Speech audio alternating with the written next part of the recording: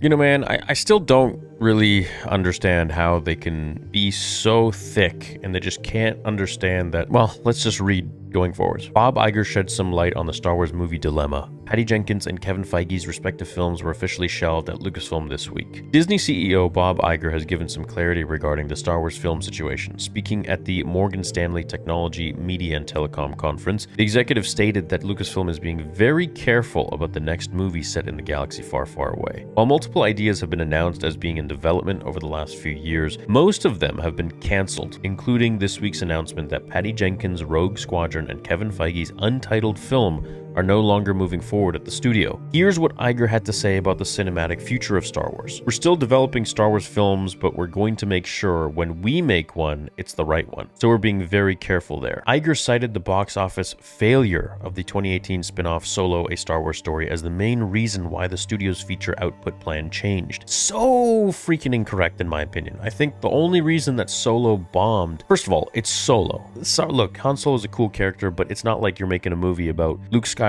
or Anakin Skywalker or Darth Vader or heck even Boba Fett. It's Han Solo and it's a prequel story. I liked the movie. I saw it twice in theaters and I enjoyed it. I thought it was fun and I thought the actor Alden Ehrenreich did a great job. Ehrenreich did a great job of acting as Harrison Ford.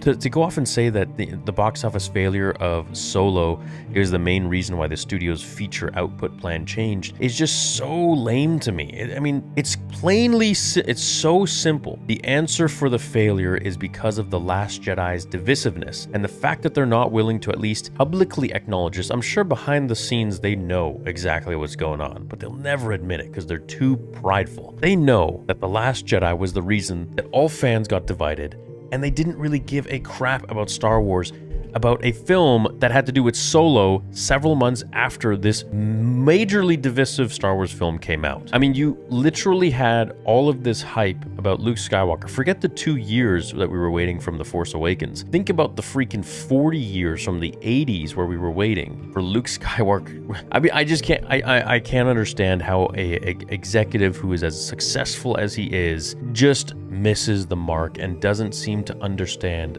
that so many fans were pissed off with The Last Jedi that they didn't care to go and see Solo. I mean, if you had released any other movie, a Darth Maul movie after The Last Jedi, I guarantee you that the ratings would be pretty damn good. Maybe not as good as if The Last Jedi was not so divisive, but they would have been pretty damn good. The fact that it was Solo after such a bomb of a movie, a lot of people are going to be like, who cares?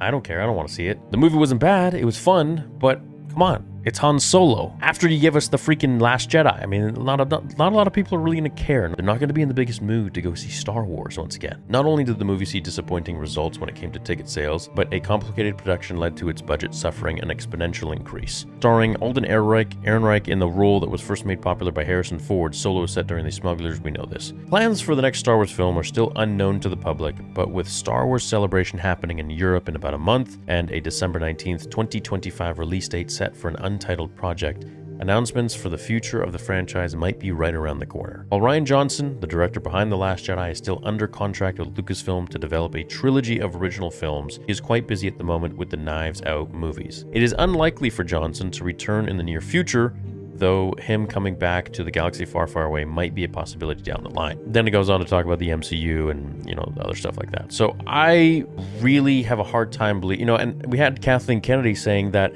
the reason Solo bombed is because they didn't use deepfake technology. So clearly they're getting all of their answers mixed up and they're just trying to read from the teleprompter at this point, from what the marketing team or the PR team tells them to say, in my opinion. I don't think that they really are giving us the straight answer as to why they truly believe Solo bombed. I think they know. They have their boardroom meetings with their high-up executives, and I think they know exactly what happened. It has nothing to do with Solo bombing because it was Solo. It has everything to do with The Last Jedi being the film that discouraged Star Wars fans to go and see a spin-off film about a character who wasn't necessarily really a main character. And for Kathleen to say that it bombed for a completely different reason, saying that it was because we didn't use deepfake technology, is bogus, man. Now, going forwards, I think the thing to do to fix this is to make more animated projects such as Tales of the Jedi, Clone Wars, things like that, Bad Batch, stuff like that, which is really fun, directed and created by Dave Filoni, and also to have a great amount of live action shows and movies, set them in the Old Republic. You guys have so much freaking source material in the Old Republic, Lucasfilm, Disney, that you're really not capitalizing on this massive mine gold field of content that you could be making. And it just means better stuff for us as fans and more money in your pockets. I mean, imagine if you had like an Old Republic land at Disneyland. You know, you scrap Galaxy's Edge. God forbid you made a prequel, original, and sequel trilogy land where you kind of had everything all together. You know, take us to Tatooine, take us to Batuu, take us to Hoth, take us to Mustafar, Coruscant. I mean, how cool would that be? Let us take a picture in the seat of the Emperor's chair on the Death Star. You guys could have knocked it out of the park, but, you know, that's a different video for a different time, which I feel like I've exhausted at this point. But I think going forwards, the move is not to create less Star Wars projects and to blame it on Solo, one project. I think it's to really look at the overall reasoning for why Star Wars fans would be disillusioned with wanting to go and see Solo. Is it, okay, because Solo was bad? No, it was a fun movie, I think. Is it because perhaps something before that happened? Did you piss off the fandom a lot with a film before that, after leading them up and, you know, blue balling them until The Last Jedi come out, and then you're just like left high and dry, like what the hell is this? So yeah, fans are not really going to want to go. So I think moving forwards, the best course of action is to create more animated projects and to create more live action and more shows, not less. Now, that's not to say create junk like what you did with the Obi-Wan Kenobi show, where it focused on Reva the whole time, who survived literally apocalypse, Vader stabbing her twice, but to take a much more methodical approach when writing your stories, and then not just hire, you know, a big name in Hollywood and to say, hey, we're in good hands. No, the person has to be really passionate about Star Wars. Look what you're doing with Jon Favreau and Dave Filoni. These guys are absolutely hitting it out of the park with all of their projects, and there's a reason for that. It's not because they're just good directors or good writers.